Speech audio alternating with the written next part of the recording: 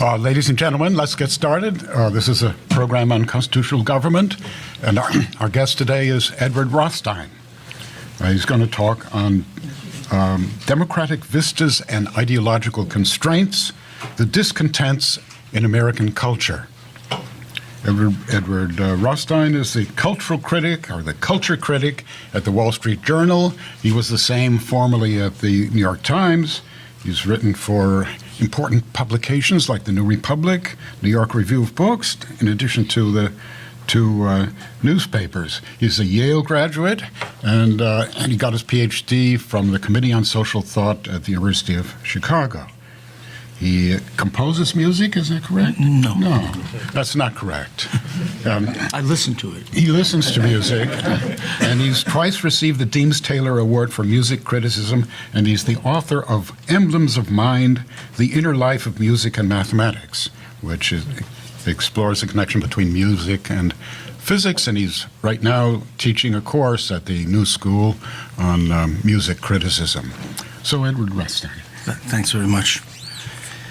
I wasn't quite sure how to shape this talk because I didn't know, in a way, some of what I have to say will be obvious to people. I'm going to say it anyway, and then try to connect it with actually my professional experience over the last 5 to 10 years.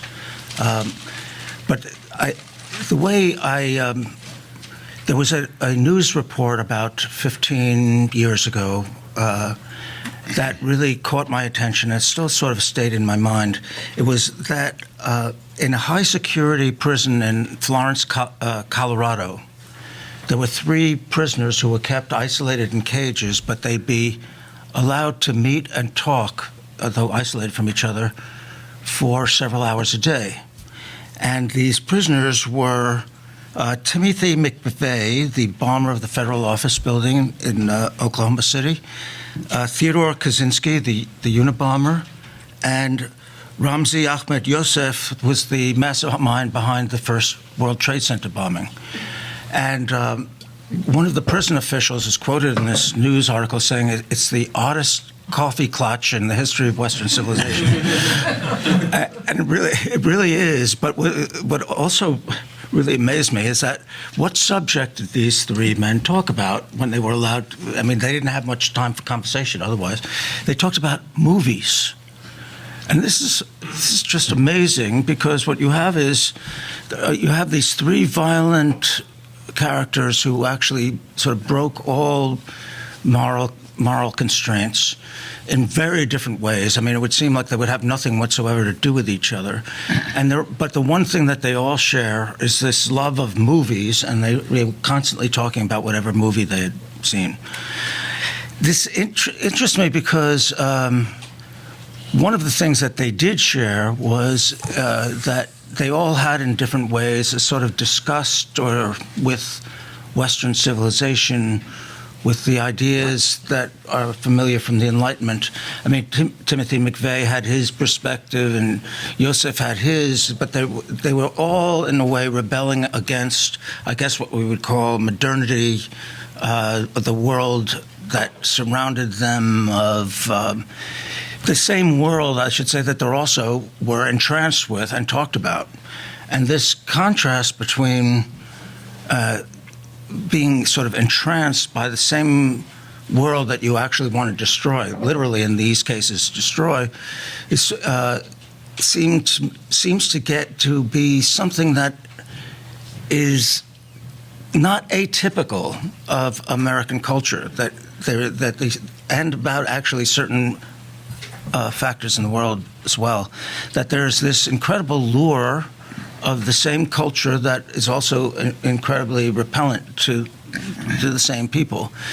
And that this phenomenon, I don't know how often this has appeared in the past in other societies, where you have in a whole range of people, from the ordinary citizen to the terrorist. I mean, essentially the widest range possible, signs of this sort of duality of both great interest and horror. So I mean, it really is on the basis of this sort of juxtaposition that I've been trying to think about this issue, and I wish I could say I figured it all out and I understand it, and maybe people here will have some suggestions, because I haven't really figured it out, except that I think that there is something about this phenomenon that has to do with the nature of the world that they're attracted to and repelled by, and that has something to do with democratic capitalist culture and the sort of facets of what we call modernity, but probably post-Enlightenment thought in the West. And that I don't know really of any comparable example in the past that has the same sort of doubleness, and to the very point where the use of vocabulary is adopted from the same source that is opposed, so that you have people like these three sort of terrorists talking about liberty and human rights and representation, and I mean, everybody talks as if they're rational political beings who have accepted the premises of this world, and they act in a completely different way.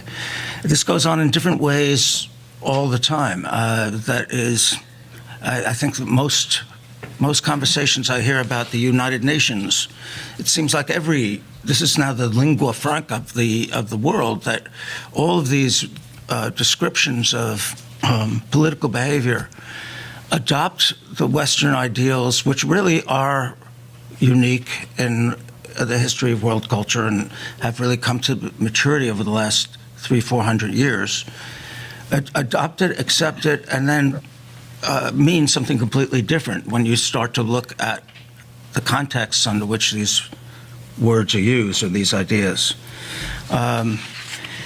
So in trying to think about this phenomenon, one aspect of it,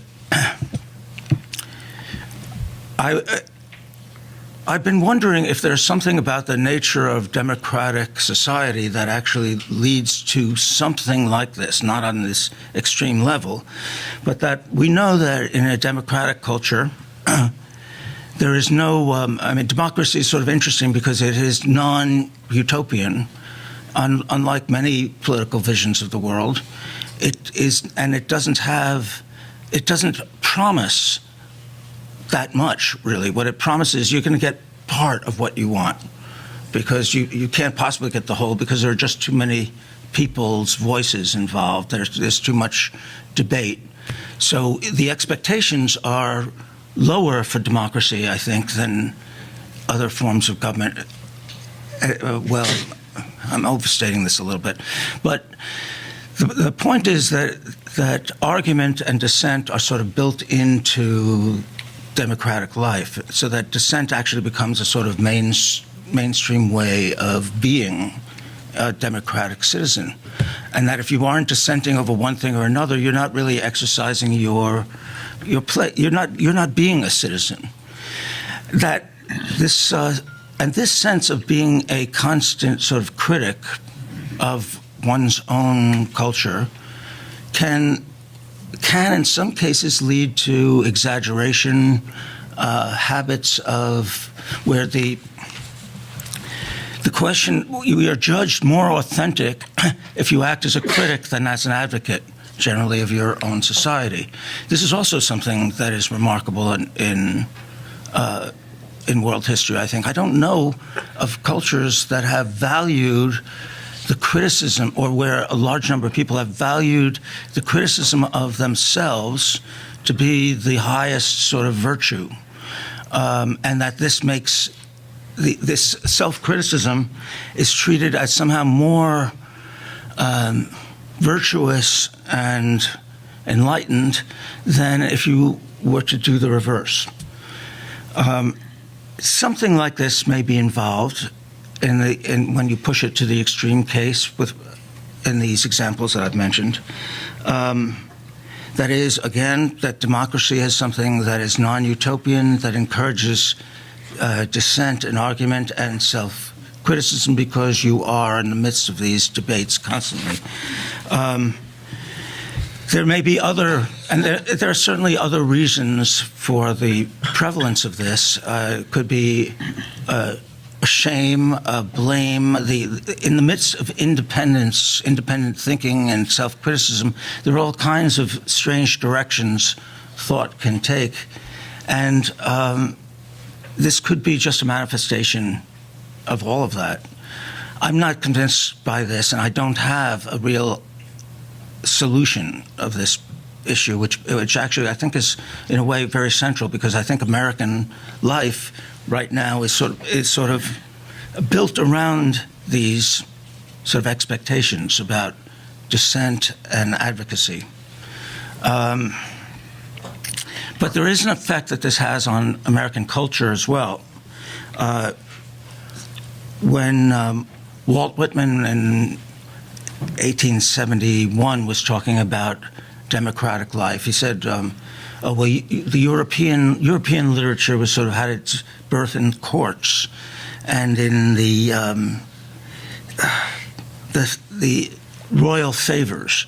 While here in America, what we have is a great opportunity for a multitude of voices to be heard, from working men, from farmers, from people out in the West, men and women of the middle class and of the poor.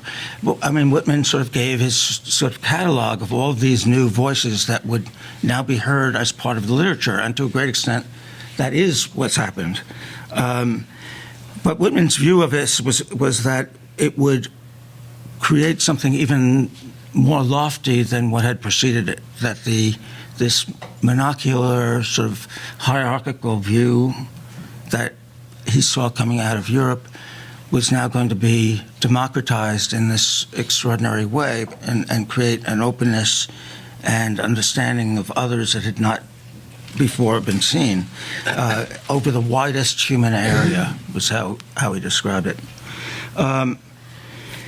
Now, but these ideas are actually quite powerful and in many ways have had great results. However, at the same time, in the midst of this sort of populism, which is sort of mass populism, there can be a tendency to say, oh, well, it's not just that we are hearing from all different people who are talking about their experiences.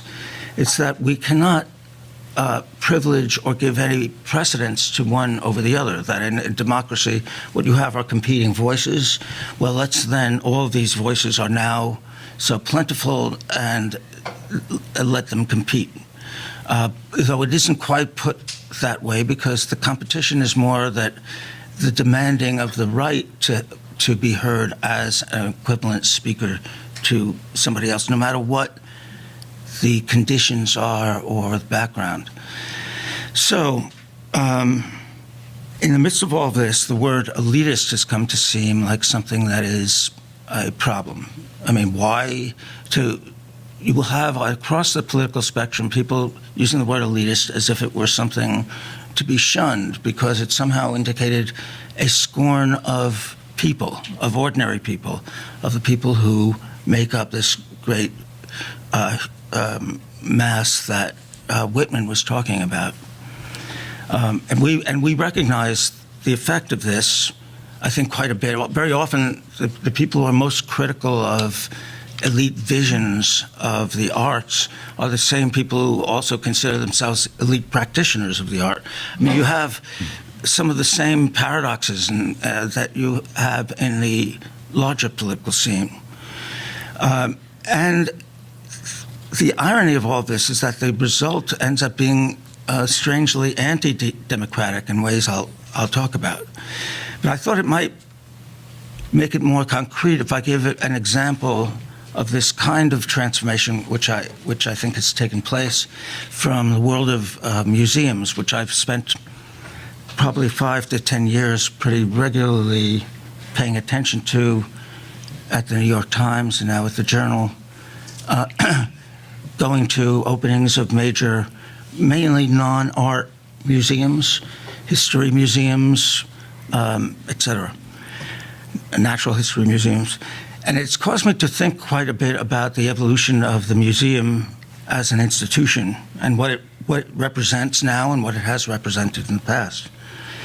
And again, I'll speak in sort of broad generalities, but I think if you go to Vienna or Paris or London, and you see the grand central museums of these cities, these are very often grow out of either a king's collection, or a national sort of collection based on sort of economic or imperial power, collecting objects from all over the world, and that the museum becomes a representative of this ambition. I mean, they are, in a sense, imperial museums, but also, I think, enlightened museums, because their idea is that our ambition in collecting these objects is not to show our power over the cultures that have produced them, but to gain some sort of understanding from them of people who are quite different from us and how they look at things. Now, of course, there was an element of superiority that came into play, or a sense of superiority. I mean, one of the interesting things is that in natural history museums, it was quite typical that along with objects related to the evolution of the natural world, the changes, geographic, evolutionary, in terms of species development, even the sort of physical aspects of environments, that you generally had in classic natural history museums also collections of non-Western art and materials, like Indian artifacts, American Indian artifacts, which are, I think there probably is no natural history museum older than 50 years that doesn't have a collection of these objects. And my sense of this is that it was, at the time when these institutions were built, it was part of the oppositional view would say that this indicates a sort of colonial vision of the natives who are too primitive and unable to understand things the way we Westerners can. But I think there's something very profound about what is actually being said, because what is being said is it comes right out of the Romantic tradition, that these people are somehow closer to nature. That is, when we're talking about these other cultures, that they're not in the Western tradition, and in some way they are envied. In some ways, they are envied for having somehow bypassed it or somehow survived through it. I mean, there really is this doubleness of both looking down upon them and also sort of desiring some aspect in the Romantic tradition, some aspect of this natural character. So we have these very big institutions that are meant to represent something to the surrounding society. They're established to, you could say, power, prestige, vision, and they were built to represent such things. I mean, the buildings of the great old museums are really, in a sense, sort of temple-like, and they really do seem to have almost a mythological standing. That is, there's mythology in the way of saying, look, here's where we came from, or this is our source. These are the ways we examine the world. This is how we account for where we are now. And I think this is true of art museums as well, but I think history museums and natural history museums particularly reflect this view. I think something happened in the United States. There are quite a few museums that were built on this European model. The Metropolitan Museum of Art in New York, for example, which is as extraordinary a sort of temple-like structure to the heritage of art of all kinds that you could imagine. I mean, it really is an amazing statement of the ideal, some sort of ideal of Western civilization, that is being able to not just encompass something universal, but be able to try to understand its languages and its artistic forms. So there was a way in which America sort of took on some of these aspects of the European model. But then there were also, I think, figures like Huntington and Morgan and others who created, at the turn of the 20th century, really, museums that were not meant to be as universal. They were also personal. They were their collections. They didn't necessarily have a universal scope. They were meant to reflect their experience or interests. And the result are institutions that are extraordinary as well, that have nothing like them has been created since. But the thing is about these museums, I like the Huntington, the museum at the Huntington Gardens or the Morgan Library in New York. I think of them as sort of aspirational museums. That is, they're sort of American versions. Yeah, there were a lot of European collectors, but there was something here that, if you read the letters and writings of these people who established these collections, they thought of themselves as engaged in some sort of pedagogical, demonstrative project, that this was not just an expression of their own interests, or it was something that they thought would put America and its citizens on a different plane, or it provided something that should be aspired to, in their view. And you can't help but feel this if you go to these places and you see the foundation of what are now like really extraordinary collections. But at the time, these wealthy sort of figures who created these institutions really either knew what they were doing themselves or had people around them who really knew what they were doing. And this ideal of aspiration and expectation was really built into the entire project. There's a lot I could say that happened in between, but I think that right now, in the last 20 years particularly, a new genre of museum has come into existence that really doesn't have any clear parallel to the past, but that is as typical of our age and culture as the Imperial Museum was to its culture. And I've been thinking of this as an identity museum. These are museums that are constructed entirely in order to examine particular, and let's just take the American example, American group identities. So these are hyphenated. The subjects of these examinations are sort of hyphenated. There's the American Asian Museum. There's Arab American Museum. There are Jewish American museums. There are one of the more unusual and eccentric ones of these I've seen. There was a Nordic Heritage Museum in Seattle, because Seattle and the Northwest was settled by Scandinavian loggers and people who found in the Northwest climates that were similar to those in their region.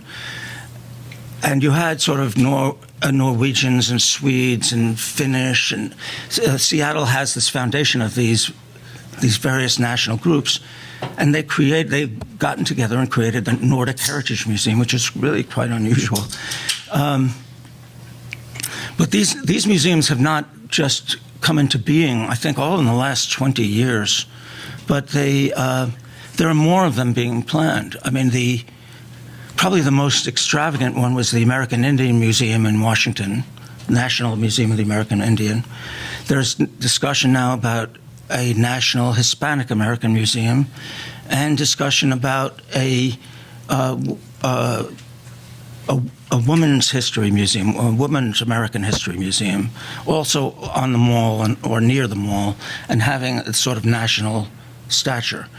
And this phenomenon is really quite unusual, I think, because instead of having a museum whose basic foundation is the Enlightenment and the universal perspective, you have a museum whose main point is to say, here we are.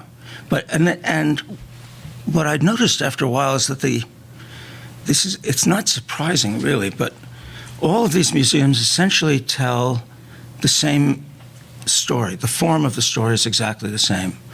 In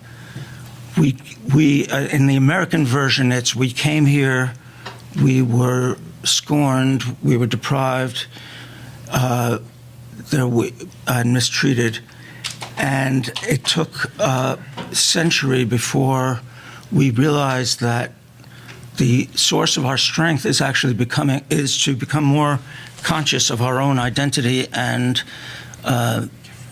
take our guidance from it, and that this sort of transition, which took place in the 60s and 70s generally, led to our recognition of what our rights as a group entailed here in the United States. And since then, there's this tale of triumph, but with plenty of modifications, qualifications, because this long road toward equality, that is, towards some idea of the democratic ideal, is not being fulfilled. And it's interesting that museums are coming into existence whose sole purpose really is you don't even need artifacts in many of these museums. What you just need are the stories and some key tales.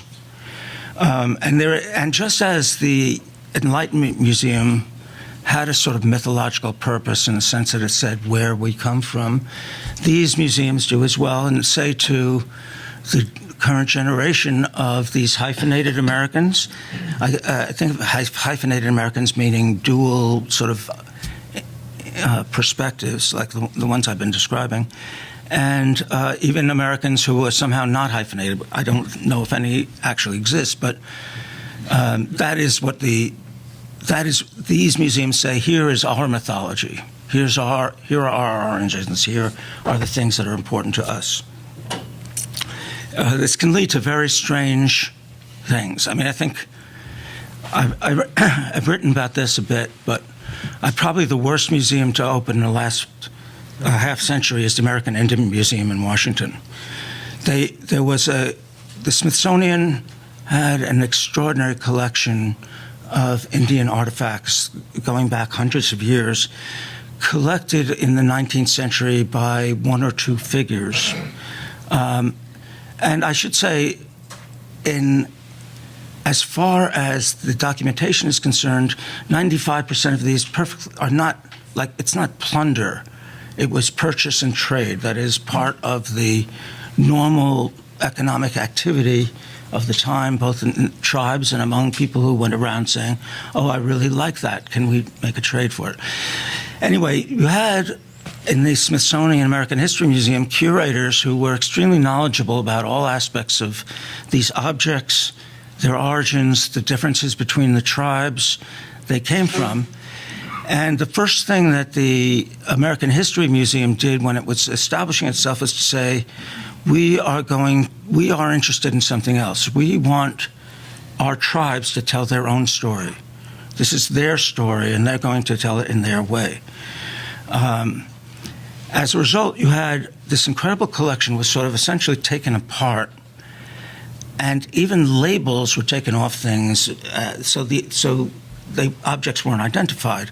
What you had were displays that might range over 1,000 years of American Indian artifacts that showed stars, or showed plants growing out of the ground. It was like somebody took a coloring book and decided to say, okay, we're going to really make this into something everybody can appreciate, not something that's, somehow esoteric. And the tribal exhibits that were created, and I'm talking now, these are exhibits that I saw 2005, 2006, were exhibits that really were created by the tribes.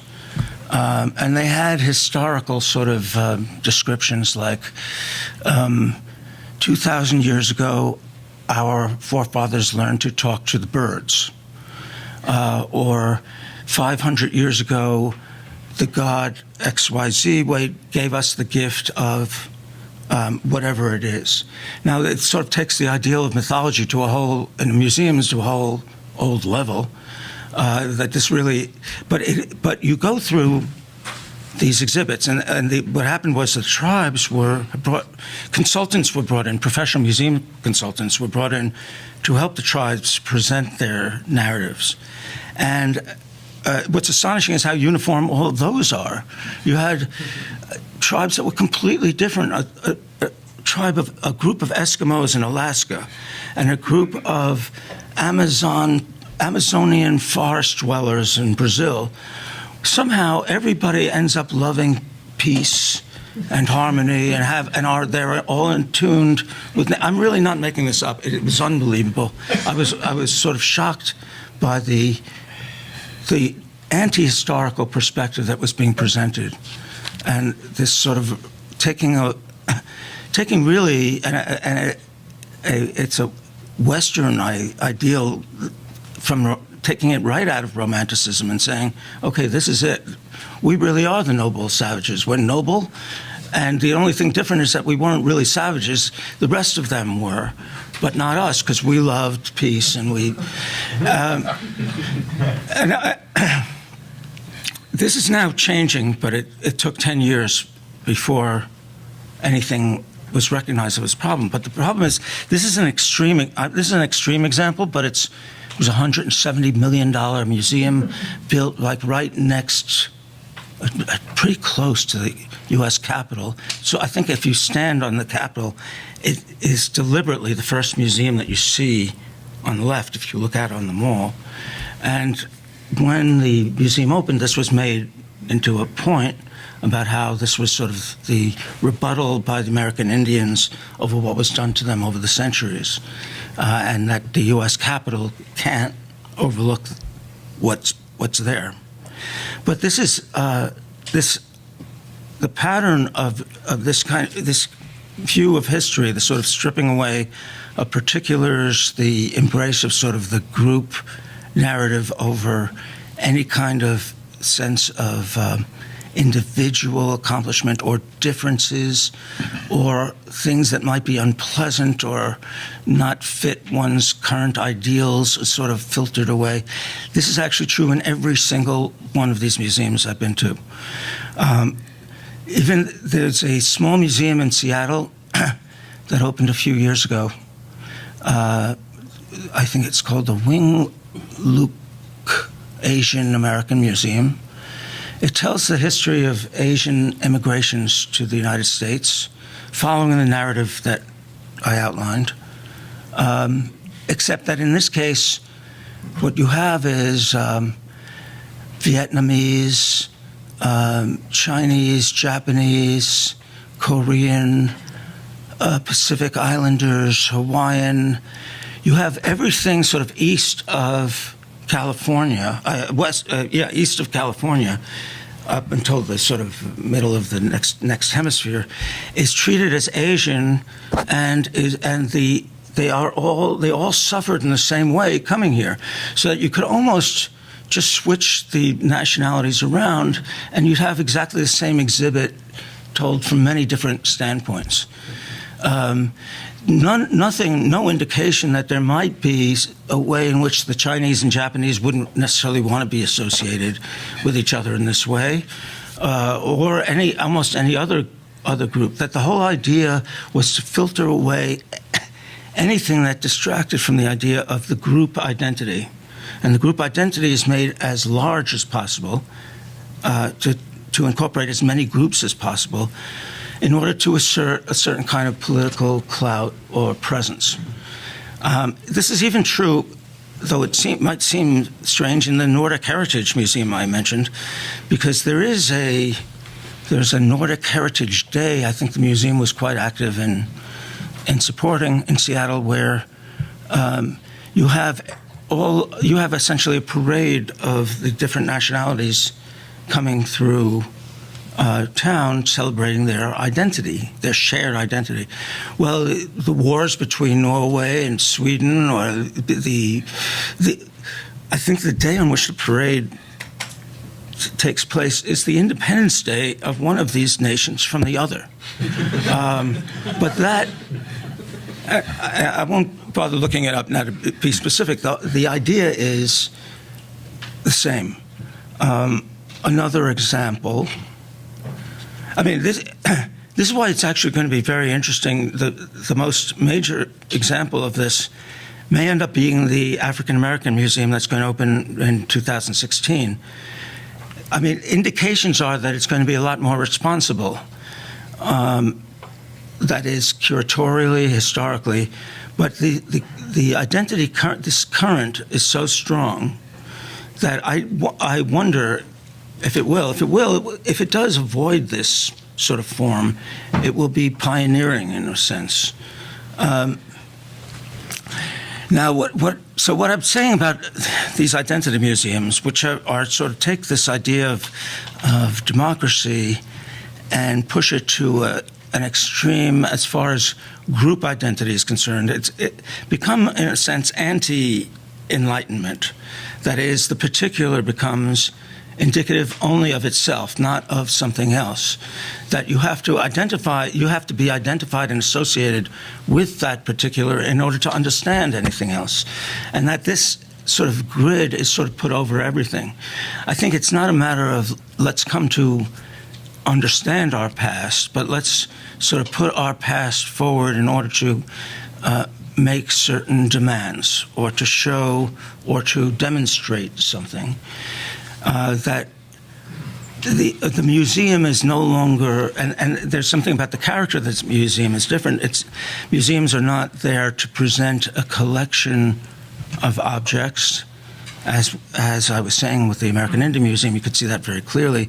The ideal is to somehow create an experience out of these objects, and this experience was going to somehow echo the experience of the group being portrayed. And I say anti-enlightenment because I don't think the ambition of using reason or historical examination in order to generalize or to see what is common or and thus also what is different, it's just not there at all. And that there is something I think in the narrative that I've described, there's also hints of what I started out talking about, which is really, okay, the democratic idea is great, but the United States has been really not a very good example of it. And actually, the history of our group's triumph is really a history of showing the failures, the succeeding failures of the democratic ideal as it's been put into practice. So there are very few of these exhibits or museums, maybe none, that, well, there is one exception, I'll get to that, that have very much positive to say about the hyphenated American experience. Yet, if you look at these exhibits, let's say you have and nearly every group was indeed treated horribly at various times in their history. There was one exhibit I saw in New York about the history of Chinese immigration that talked about all of the hardships that were faced, the immigration laws, the anti-Chinese laws, riots, et cetera, across the country. What it doesn't explain is that by the 1890s or 19-teens, this was all very well known, and yet you still have an enormous number of Chinese wanting to come and wanting to immigrate to the United States. Why? How could this possibly be? Well, the only possible explanation, aside from people wanting to get together with their families, is that things were so much worse in China at the time, which turns out to be the case, that you had conditions that were so awful that people were willing to go through life-threatening dangers in travel, and reports of riots and hatred here to say, no, it's going to be better for me there. And this choice is made again and again. So there's no necessity for this narrative to be shaped the way it is. And at the very least, there could be more nuance in it. One does not have to, but instead, one has the strong sentiment that not only the identity survives because of what we have done, but that we have succeeded despite what exists around us.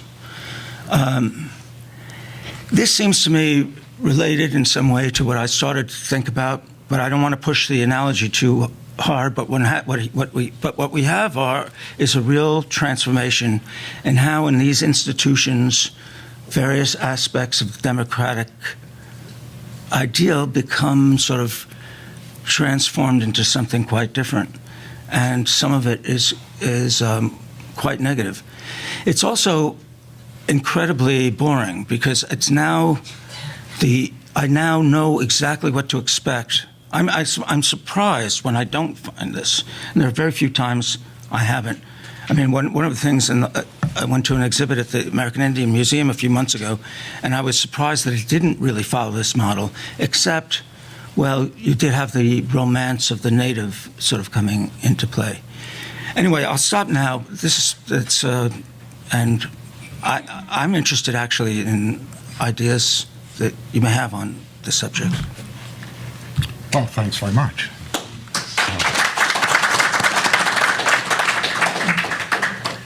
Yes. Forgive me for asking a couple of softballs, but Did anybody ever need to apologize for a softball?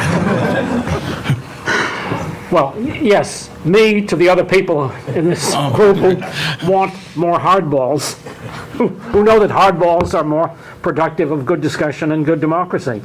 But your fascinating talk made me wonder about two things that you might add to your excellent discussion. Is there any group in America, I have often wondered this myself, is there any group in America that doesn't celebrate its own history of victimhood? And secondly, since you began by talking about individual terrorists, I thought it would help to bring in group terrorists, because I think we all know about the work of the Taliban in Bamiyan, is it Bamiyan? In Afghanistan, and the work of ISIS recently in Palmyra to destroy objects that would otherwise end up in museums of the 19th, the earlier form of museums you talked about in the 19th century. Mm. Well, there's also, I mean, in addition, there are things like the fact that Bin Laden, one of Bin Laden's favorite things was to watch American Western movies. Westerns, cowboy pictures. He would have fit it right in Colorado. And the Taliban, I think when they started to take power in Afghanistan, if I'm remembering right, they actually hung televisions from trees as if by nooses. That is symbolically saying, you know, we're against this culture is what we're opposed to. And yet, Boko Haram's title is Western Education is Forbidden. Yeah. So, but in answer to your first one, there is something I actually thought I was going to talk about, but it didn't come up because it's actually pretty complicated in itself. And I haven't really made sense of this yet, but the one exception really that I keep thinking about is the American Jewish Museum. And it's strange, but the narrative is completely different. And there is a National Museum of American Jewish History that opened in Philadelphia a couple of years ago, and it sort of set the pattern which other museums, American Jewish museums, have followed. That is, you definitely have the accounts of victimhood, etc., but the triumph did not occur despite America, but because of America. And the contrast is incredible. So what you have are Jewish ritual objects from the turn of the 20th century that emulate and imitate American icons in order to stress the connection between their arrival and the possibility of liberty. Now, you could say, okay, well, the Jews have been a very successful ethnic group over the 20th century, so of course they would be celebrating the fact that they did triumph in this way. However, the overall approach is so different. There's got to be a lot more to this than I'm saying right now, and I think it almost needs a separate examination, because sociologically, there's another aspect of this. Aside from changing this narrative, there's another kind of attitude that comes up in almost every museum, American Jewish museum I've seen here, which is that, and this is that Judaism became strongest in the United States when it most assimilated to American ideals and most left behind its Judaic particularity. Overstating it slightly, but what you have is a sort of, in addition to honoring the sort of triumph in the United States, you have a sense that a contrast, the idea that what we have succeeded in doing is partly by putting aside the old world with its limitations and rules and found this sort of new covenant here in the United States. I mean, it really is, it's because a lot of American Jewish museums are actually founded by essentially secular American Jews, then they're sort of telling their own story and that of their community. So anyway, the American Jews, it's just a very different pattern. Is there a white males museum? There isn't. Though there is this academic field now of studying whiteness. So that victimhood is coming to pass. Yeah. Okay. Let me theorize on that for a moment. The other groups you mentioned, when you talk about the ethnic groups, the Norwegians, come from a country of Norwegians. They may have had problems, but they didn't have problems there because they were Norwegians. A number of people have written books nowadays about become a nation of victims. Everybody's sort of claiming a victim identity. The Jews were different. The Jews were always an ethnic minority. And so whatever country they were in, they were the targets of the discrimination, not dissimilar to the claims being made in the United States by the groups who now trace their history of problems.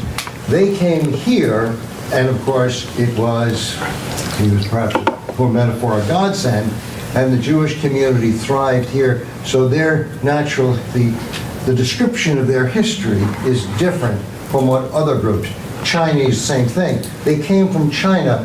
Conditions may have been awful in China, but they weren't awful because they were Chinese. Everybody was Chinese.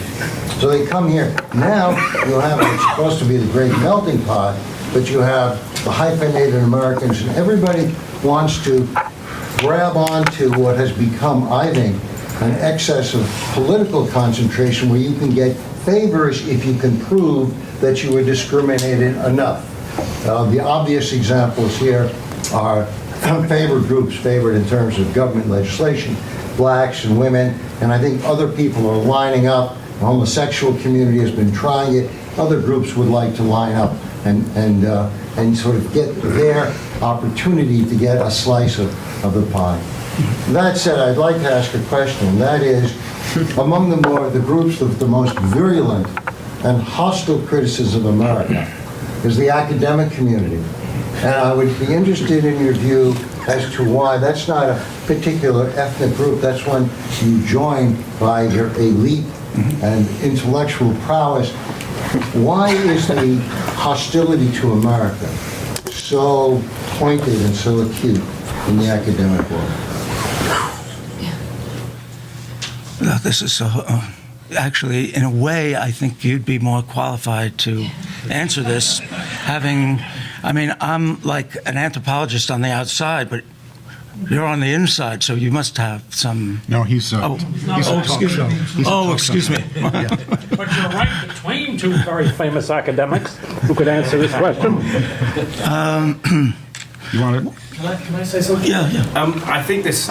I mean, when you were talking, to go back to the beginning about the oppositional critical mode and where it comes from, I think you can trace it to religion. The examination of your inner life and its qualities is obviously a religious model, which is secularized effectively, and in some ways the academy is the successor to the church in its position in Western life, I would say. So essentially, self-blame becomes like confession or On something. behalf of the rest of the society, which is how the prayers of the monks worked in 13th century France. There is something in this about quality and quantity. That Whitman is hoping that the sheer quantity of American life will produce quality, but of course it's very difficult to produce excellence, and excellence in the arts, which is one of the things I think you're talking about here. Excellence in the arts, which is in some way a successor to perfection, in medieval religion, has never been democratic. One of the great fictions, which is you'll be familiar with it, which is still taught, is that Romanticism was a democratic movement.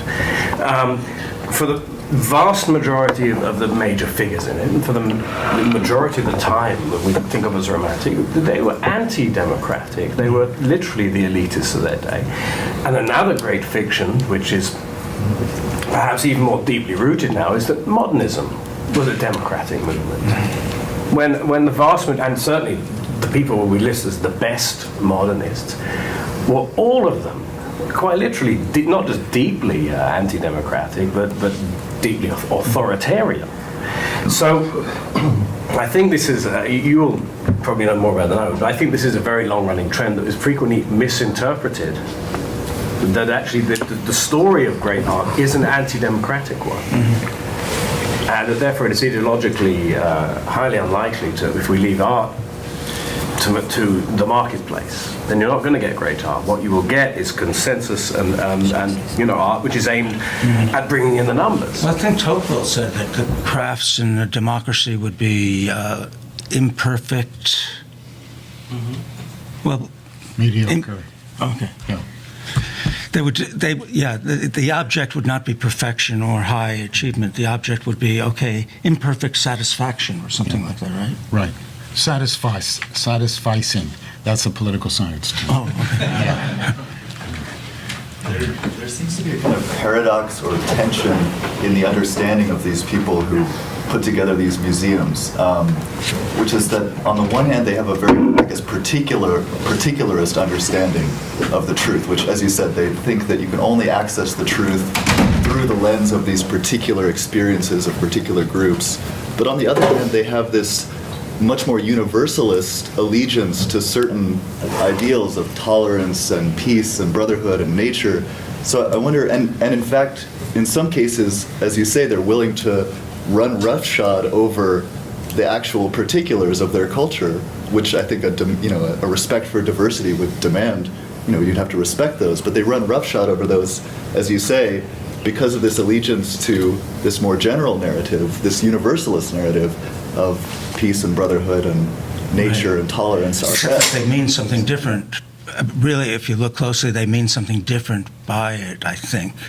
The most extreme thing would be to see, the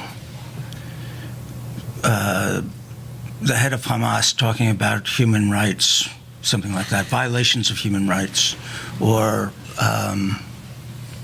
that the whole idea is that this vocabulary is used, but it doesn't have the same meaning, but somehow the desire is to take the prestige or the popular understanding of these and use its authority in some way to further one's ends. I mean, look, there is something totally legitimate about actually saying there were imperfect, that justice is imperfect, that our experience was unjust, and that it took time before such and such happened. That is, but so that it is not it's not necessary to say that narrative isn't true, but what's necessary to say is that that narrative is only part of this truth, and that by just restricting it to that, you're also changing what the idea of democracy or liberty, or that this is not a group right as a group, that this is not the way these ideas were conceived. I guess my question would be, is it possible that in the minds of some or many of these people, actually the allegiance to the universal ideals is actually stronger in them? It sounds like you're saying, no, actually what they care most about is their particular culture, and they're going to use these ideals to further those ends. But is it possible that for many of them it's the reverse? They actually do care, when push comes to shove, they care more deeply about tolerance and equality, peace and brotherhood. Yeah, I mean, then yes, it would mean that some of the people are quite sincere about this, and maybe even most. But the problem is that this way of approaching things is being taught and encouraged from elementary school. My kids had these sorts of views encouraged in projects that they had to bring into class. That this is now such a dominant way of looking at the world that you can be very idealistic and noble, and the results can be completely different. Yes. I wanted to push you a little bit on the connection between the two elements of your talk, because I'll suggest something half-baked, and maybe you can respond. You started off talking about these three terrorists who have both an attractive and repulsive relationship with the culture at large. And then, in the larger part of your talk, you talked about the museums as a symbol of this, the rise of group identity. So my half-baked suggestion is that, you've observed that there's the use of this language of rights and so on, and that it carries very different meanings. I want to suggest that maybe the common ground between the three terrorists and the museums is that underneath the surface of this rights talk, we really have a sort of dialectic of honor and humiliation. In the case of terrorism, which is the particular form of war that our late democracy seems to have called into existence, it struck me that there is a classical example of this. And I'm thinking of Sophocles' Ajax. Ajax is this character that it reads like a school shooting. Ajax goes mad. He hates everyone. He wants to kill them all, which is one of the characteristics of terrorism. You can't possibly kill everyone, and when you do kill everyone, there's no one left to honor you, and the thing ends in suicide, which is exactly the trajectory of at least the school shootings, and you have the same repulsion and attraction. One needs the honor. The anger comes from the dishonor or the humiliation that one can never succeed in actually achieving, at least through terrorism. In Sophocles' telling, Ajax's problem is that Ulysses has convinced people to rob him of his honors. And one of the readings is, well, this is the transition from the old virtue of Athens to the new virtue that has become democratic. And under the democracy, we have the rule of charisma, as opposed to the rule of valor or something else. So one hates not the charismatic speaker, but the circumstances in which charisma is what causes honor to happen.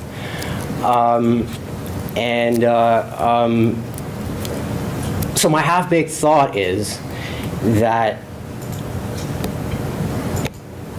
is not the common ground of these three terrorists and the museums and the undercurrent of humiliation and honor some sort of attempt to rebel against the particular rule of charisma that is in a high school called coolness, and in the media called celebrity, and in the academy called, I don't know, victimhood.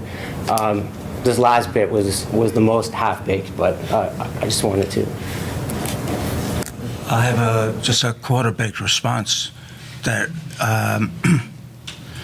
I think the idea that you have, but one of the things that's also shared is this sort of psychological sense of grievance, that it may not even have to be as subtle as some idea of charismatic power, but just the idea that you're not getting what you should have.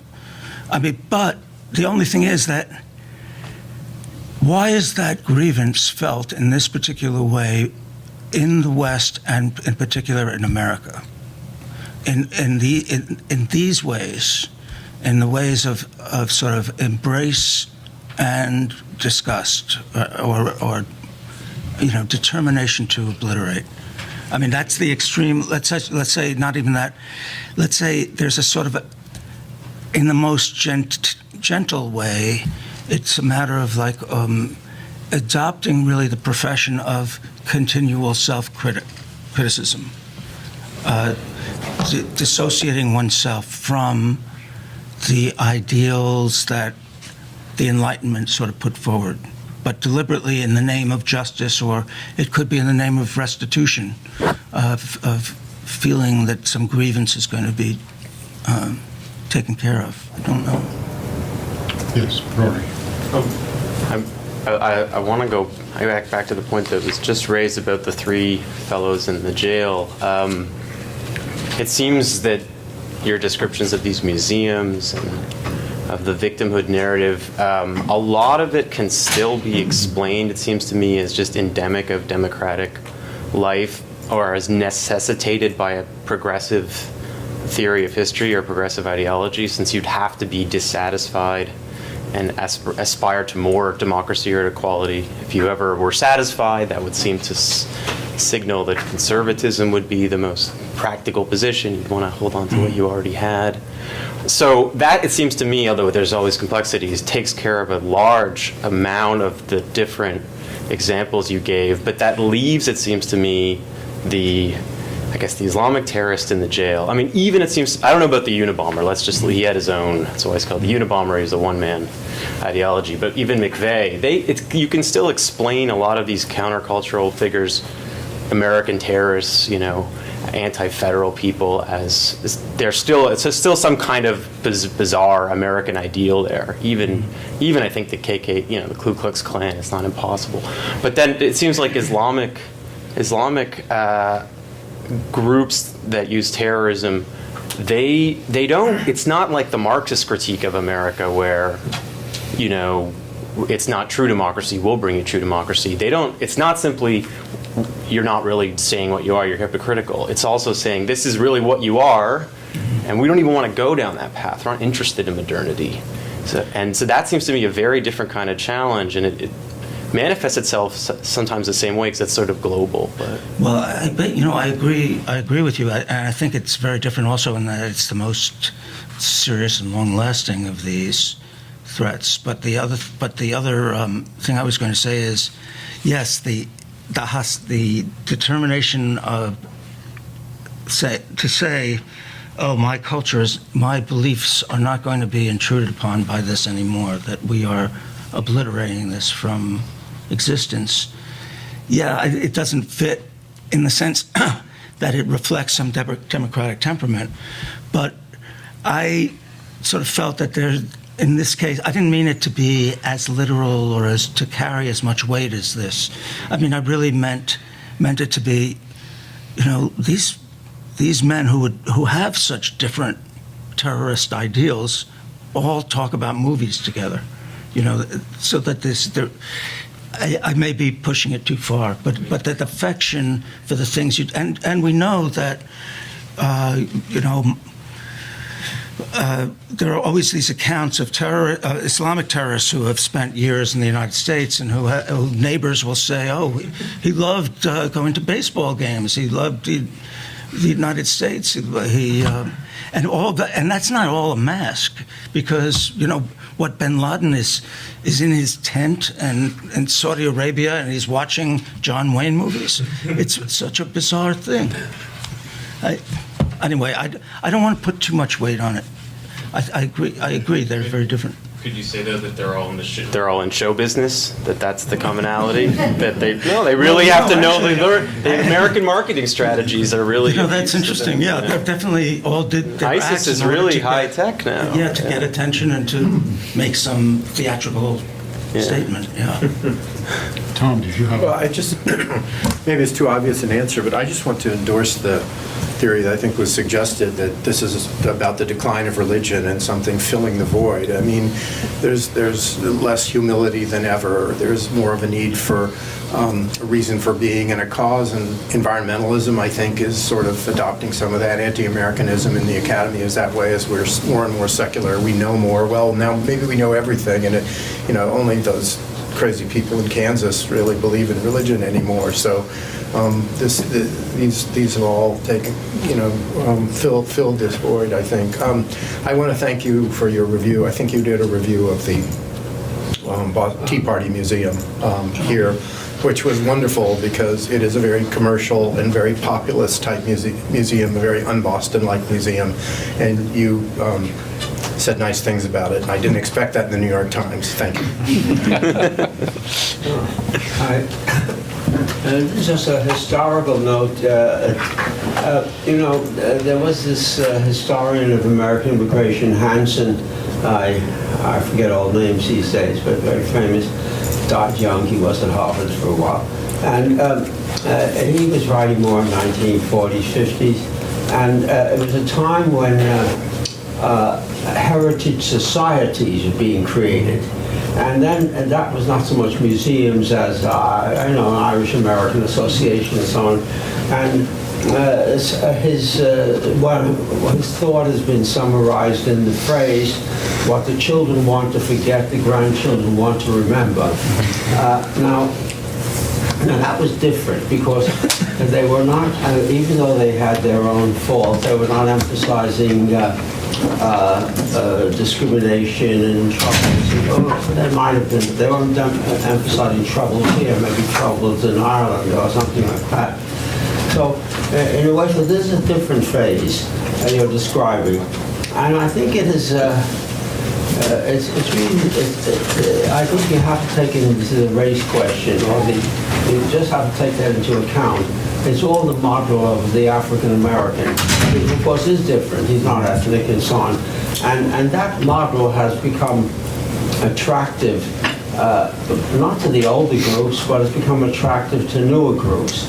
It's true the Jews are exceptional in that respect, and I think it's because of the degree of their prosperity or success or something like that. Anyway, it's an interesting historical note. So maybe this is a phase,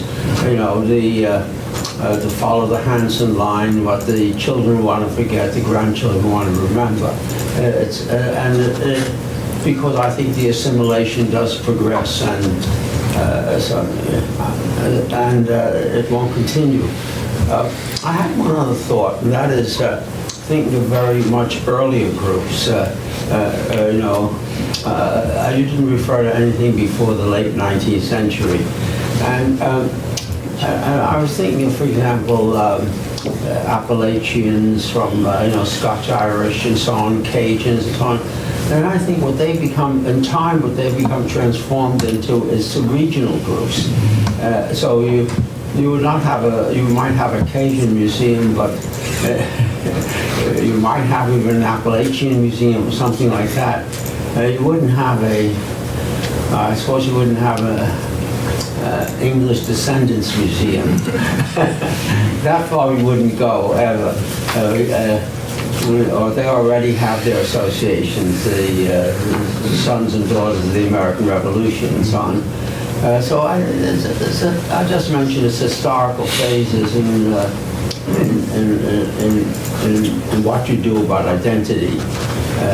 But I think there has been a change, and I think that what you've described, the overall grievance society is certainly there. I think the other point you raised, that was just raised, certainly requires more discussion or understanding this notion of how, despite this, all of popular culture is universally accepted. And with age, and this connection from popular culture, I realize I'm more and more disconnected from American society. I don't know what they're talking about most of the time when they refer to historical periods in terms of bands and so on. This is maybe It's just, I'll just say about this, the grandchildren issue about wanting to recover what the first generation lost. There is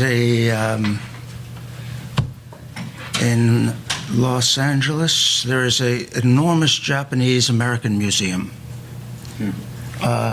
that has tremendous number of artifacts. It got enormous support from the local Japanese community and from businesses. So it has tremendous resources and a huge building. The first gallery is really a history of the immigration, with some allusions to what was left behind in Japan. But the whole narrative builds towards or descends to the internment camps of World War II. And that becomes the central sort of object in the central sort of gallery, the conceptual object. Now, I saw this and I just felt like, okay, but these people who created the museum, they were the activists of the 60s and 70s who demanded restitution for, this was the central event of their existence. Is this really the central event in the experience of Japanese American immigration? Yeah. I don't know, but I'm sure that the next generation will not look at it that way. Yeah. I don't know, the whole story is going to have to be different. yeah. Oh, very interesting. Yes. Yes. I was wondering a couple of questions. The three terrorists talking in the Colorado prison. Is this did this actually happen, or is this? Yes. Yeah. Okay. So, and if so, have the transcripts been published? Yeah, that would be. I swear, if you go to the New York Times and you do a search on these three names, McVeigh, and then I'm sure this article would come up. I think it was from like 1999, 2000, something like that. Let me go on. So you're suggesting that the American system is not utopian. So, I wanted to take issue with that, okay, if I might, because you have this. What is it? All human beings are created with certain inalienable rights, among which are life, liberty, and the pursuit of happiness. Given the context of the history of work and labor and capital in Europe, and given the existence of slaves and a large contingent of indentured servants in the United States in the years in which the Republic was formed, the idea that everybody should have those rights is, it seems to me, a utopian notion. The other, and so I'm interested to know. If you that's a question or a kind of, and you made about three generalizations, sweeping generalizations. Romanticism is not democratic. Modernism is not democratic. All of those generalizations, although compelling, I'm not sure I would agree with them, because unless you were to flesh them out with certainly some illustrations. We can take it outside. I don't want to take it outside. I just. No, you're right. I don't want to take up too much time. No, I know, but they do. I'm saying, wow, that's really true. Is it? But it really is. No. But if you were to make some illustrations, then I could at least understand what you're talking absolutely. about. Everyone would always refer to the early enthusiasms of Wordsworth and Coleridge and their friends for the French Revolution. But if you read what guest right speaker here. 20 Thanks years very much. later, then they are Yeah. absolutely conservative in their opinions, in that 19th century conservative sense.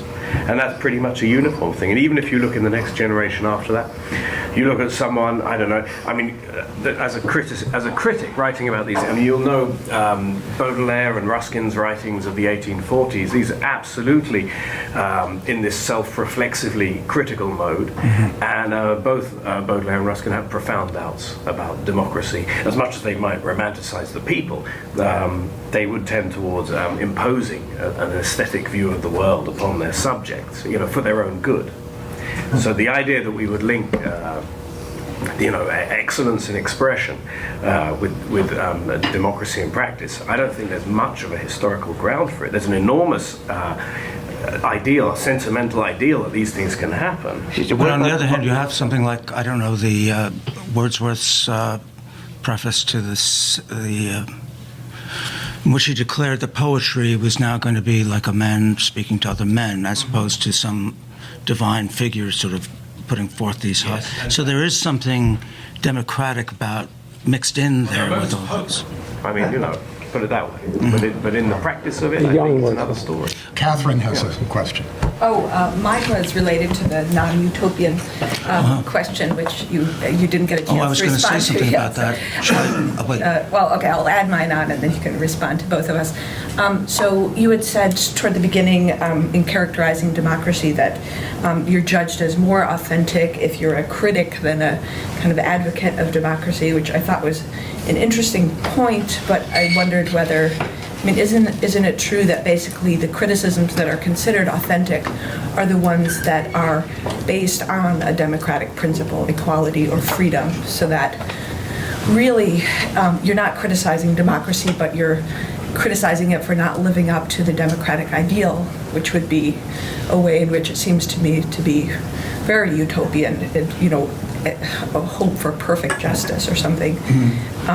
And it also seems like a way in which dissent isn't really encouraged in democracy except along this particular democratic line, but not really, I mean, anything coming from a non-democratic principle isn't considered authentic, but either terrorism or something.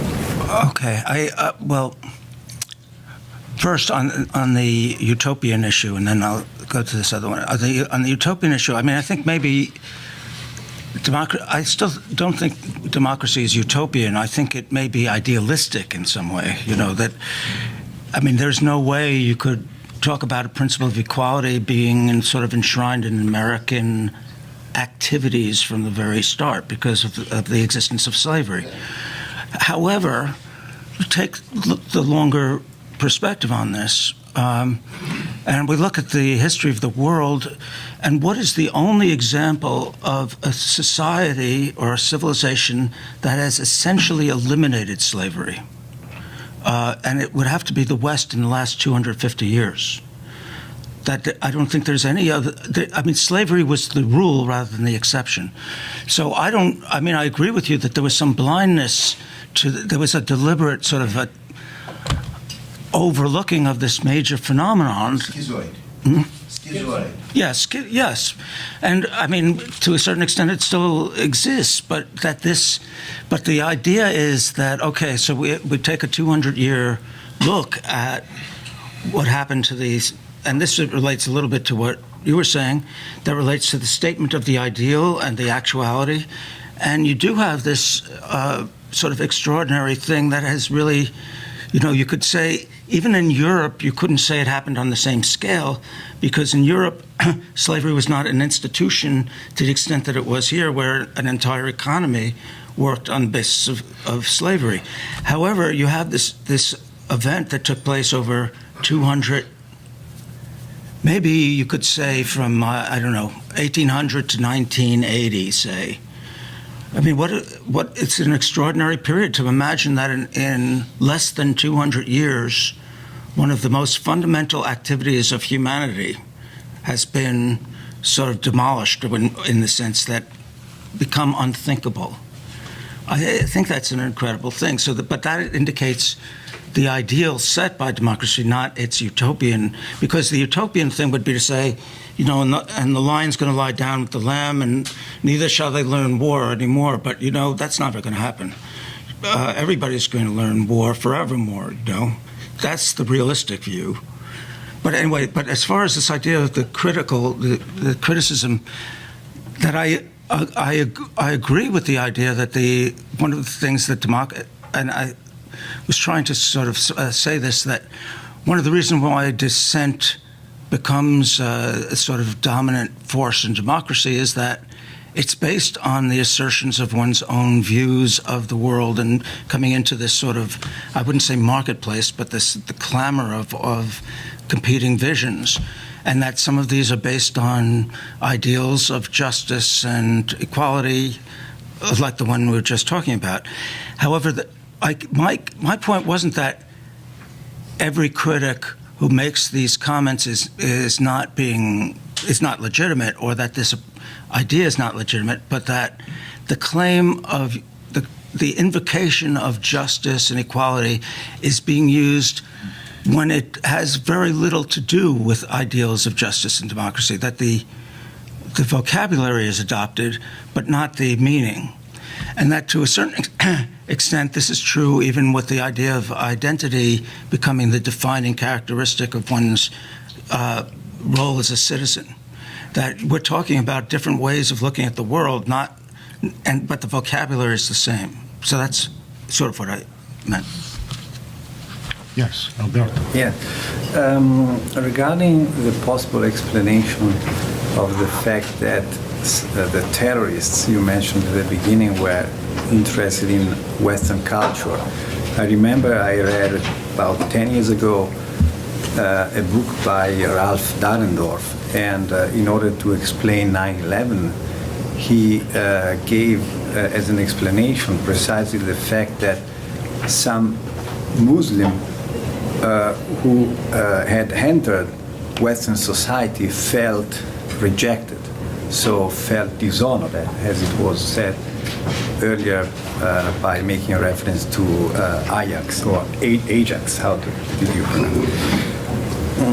And I mean, this is interesting, and this is something which could explain what you found surprising. It is part of the. I have no doubt there is this. Obviously, it was done because of a sense of grievance, and there are many people who immediately jumped on the idea to say that, well, you know, haven't we caused some of these grievances? But to say something's based on a grievance doesn't mean that this grievance is justified or that the response to the grievance is justified. It's a psychological condition. What explains why extreme actions were taken. So what prompted terrorism, understood in a specific sense? So, but I guess what's still a problem for me, and I really don't get it, is think about how many people immediately after 9/11 ended up writing about how, you know, the chickens are coming home to roost, in a sense. This is something that, given who we are, we should be aware that we bear some responsibility. When, in the past, has a nation undergone such an attack, and then immediately a large portion of people say, well, we brought it on ourselves. Even when that's true, even when a nation at war says, okay, we blew it this time, we shouldn't be in this war, this is a big mistake, but they're not saying, oh, okay, let's just put our arms down and forget it because we really were the causes of this battle.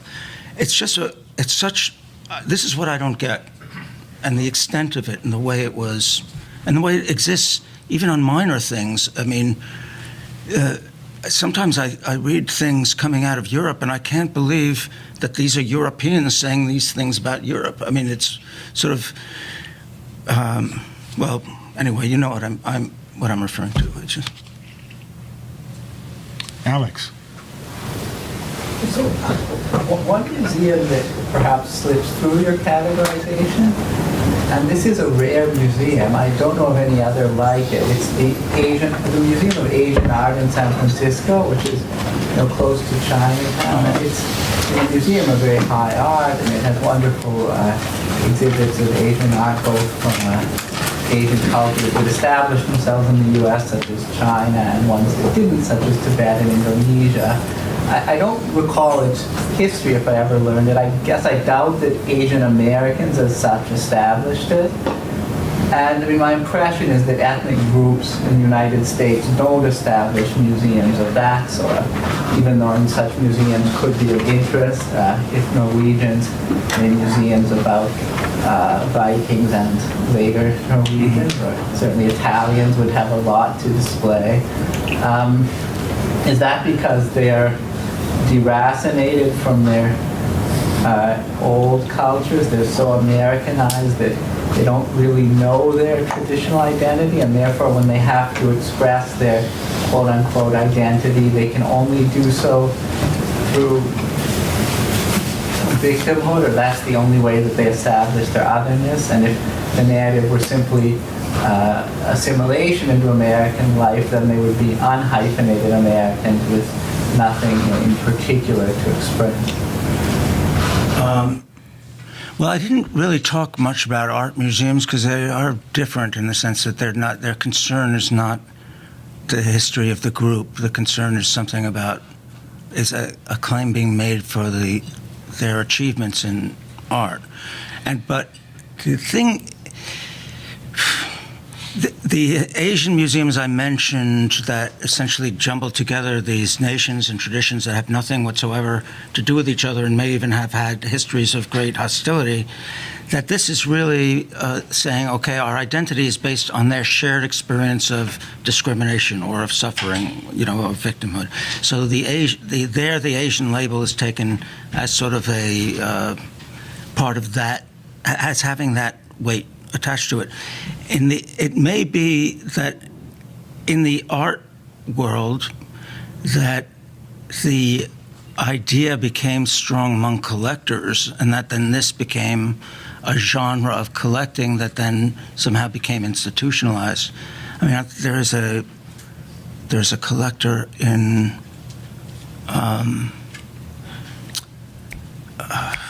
well, this will come back to me. And there are many museums of by Asian collectors of art, collectors of Asian art. I don't really know. I don't know. I believe that museum is owned by the city. I believe the collection is owned by the city. Yes. There. Well, thanks very much. We have to stop, but this has been quite wonderful. Thank you. Adopt the Western ideals, which really are unique in the history of world culture and have really come to maturity over the last 300-400 years. Adopt it, accept it, and then mean something completely different when you start to look at the contexts under which these words are used or these ideas. So in trying to think about this phenomenon, one aspect of it, I've been wondering if there's something about the nature of democratic society that actually leads to something like this, not on this extreme level, but that we know that in a democratic culture, there is no, democracy is sort of interesting because it is non-utopian, unlike many political visions of the world. It is, and it doesn't promise that much, really. What it promises, you're going to get part of what you want, because you can't possibly get the whole, because there are just too many people's voices involved. There's too much debate. So the expectations are lower for democracy, I think, than other forms of government. Well, I'm overstating this a little bit, but the point is that argument and dissent are sort of built into democratic life, so that dissent actually becomes a sort of mainstream way of being a democratic citizen. and that if you aren't dissenting over one thing or another, you're not really exercising your play. You're not being a citizen. That this and this sense of being a constant sort of critic of one's own culture can in some cases lead to exaggeration, habits of where the question, you are judged more authentic if you act as a critic than as an advocate, generally, of your own society. This is also something, I don't know how often this has appeared in the past in other societies, where you have in a whole range of people, from the ordinary citizen to the terrorist. I mean, essentially the widest range possible. Signs of this sort of duality of both great interest and horror. So, I mean, it really is on the basis of this sort of juxtaposition that I've been trying to think about this issue, and I wish I could say I figured it all out and I understand it, and maybe people here will have some suggestions, because I haven't really figured it out. Except that I think that there is something about this phenomenon that has to do with the nature of the world that they're attracted to and repelled by, and that has something to do with democratic capitalist culture and the sort of facets of what we call modernity, but probably post-Enlightenment thought in the West, and that I don't know really of any comparable example in the past that has the same sort of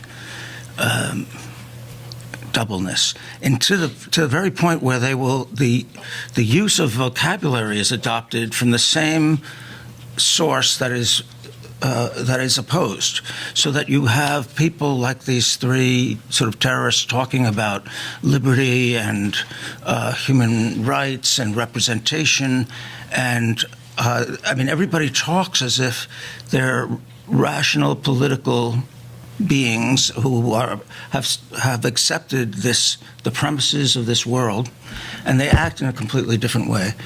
This goes on in different ways all the time. That is, I think that most conversations I hear about the United Nations, it seems like this is now the lingua franca of the world, that all of these descriptions of political behavior, something that is remarkable in world history, I think. I don't know of cultures that have valued the criticism, or where a large number of people have valued the criticism of themselves to be the highest sort of virtue, and that this makes this self-criticism is treated as somehow more virtuous and enlightened than if you were to do the reverse. Something like this may be involved in when you push it to the extreme case in these examples that I've mentioned. That is, again, that democracy is something that is non-utopian, that encourages dissent and argument and self-criticism, because you are in the midst of these debates constantly.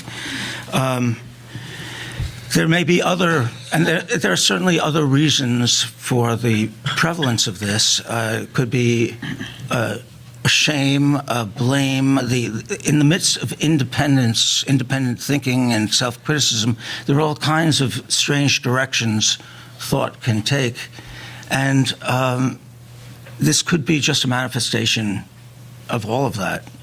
I'm not convinced by this, and I don't have a real solution of this issue, which actually I think is in a way very central, because I think American life right now is sort of built around these sort of expectations about dissent and advocacy. But there is an effect that this has on American culture as well. When Walt Whitman in 1871 was talking about democratic life, he said, the European literature was sort of had its birth in courts and in the the royal favors. While here in America, what we have is a great opportunity. Ladies and gentlemen, let's get started. This is a program on constitutional government, and our guest today is Edward Rothstein. He's going to talk on democratic vistas and ideological constraints, the discontents in American culture. Edward Rothstein is the cultural critic, or the culture critic, at the Wall Street Journal. He was the same formerly at the New York Times. He's written for important publications like the New Republic, New York Review of Books, in addition to the two newspapers. He's a Yale graduate, and he got his PhD from the Committee on Social Thought at the University of Chicago. He composes music, is that correct? No. No, that's not correct. I listen to it. He listens to music, and he's twice received the Deems Taylor Award for Music Criticism, and he's the author of Emblems of Mind, The Inner Life of Music and Mathematics, which explores the connection between music and physics, and he's right now teaching a course at the New School on music criticism. So, Edward Rothstein. Thanks very much. I wasn't quite sure how to shape this talk because I didn't know, in a way, some of what I have to say will be obvious to people. I'm going to say it anyway, and then try to connect it with actually my professional experience over the last 5 to 10 years. But the way there was a news report about 15 years ago that really caught my attention. It still sort of stayed in my mind. It was that in a high-security prison in Florence, Colorado, there were 3 prisoners who were kept isolated in cages, but they'd be allowed to meet and talk, though isolated from each other, for several hours a day. And these prisoners were Timothy McVeigh, the bomber of the Federal Office Building in Oklahoma City, Theodore Kaczynski, the Unabomber, and Ramzi Ahmed Yosef was the mastermind behind the first World Trade Center bombing. And one of the prison officials is quoted in this news article saying it's the oddest coffee clutch in the history of Western civilization. And it really is. But what also really amazed me is that what subject did these 3 men talk about when they were allowed? I mean, they didn't have much time for conversation otherwise. They talked about movies. And this is just amazing because what you have is you have these 3 violent characters who actually sort of broke all moral constraints in very different ways. I mean, it would seem like they would have nothing whatsoever to do with each other. But the one thing that they all share is this love of movies, and they were constantly talking about whatever movie they had seen. This interests me because one of the things that they did share was that they all had in different ways a sort of disgust with Western civilization, with the ideas that are familiar from the Enlightenment. I mean, Timothy McVeigh had his perspective and Yosef had his, but they were all, in a way, rebelling against, I guess, what we would call modernity, the world that surrounded them, of the same world, I should say, that they also were entranced with and talked about. And this contrast between being sort of entranced by the same world that you actually want to destroy, literally in these cases destroy, seems to get to be something that is not atypical of American culture, and about actually certain factors in the world as well, that there's this incredible lure of the same culture that is also incredibly repellent to the same people. And that this phenomenon